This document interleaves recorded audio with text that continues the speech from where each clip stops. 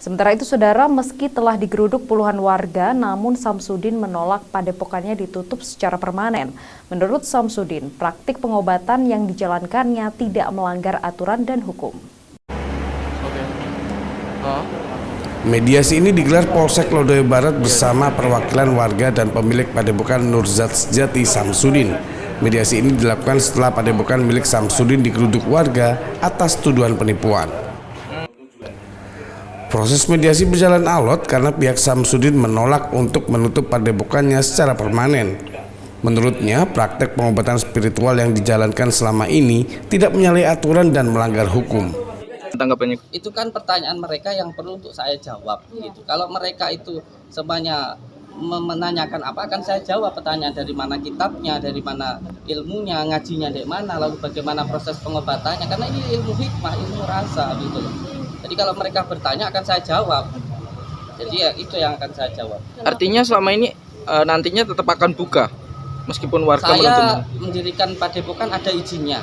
Saya juga ada izin prakteknya, izin tempatnya. Dan saya pun tidak ada yang suruh menutup dari perizinannya. Lalu bagaimana ketika saya yang mendapatkan izin lalu tutup, dari mana dasarnya? Apakah ketika kalau saya terbukti melakukan kesalahan baru akan saya tutup? Kalau saya tidak terbukti melakukan kesalahan, saya suruh tutup. Lalu bagaimana kan begitu?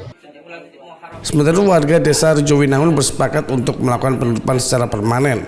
Menurut warga, praktek pengobatan yang dijalankan Samsudin selama ini hanyalah penipuan.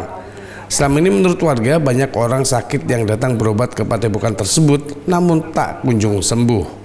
Ini kalau permintaan warga tadi kan itu ditutup selamanya, rasanya ditutup, ditutup dengan pertimbangan. Tadi saya menyampaikan hari ini ada dua psikologi yang harus kita jaga. Yang satu adalah psikologi sosial kemasyarakatan desa, yang kedua adalah sosiologi kaitan dengan pemerintah desa. Itu yang harus kita jaga di situ, porsinya di situ.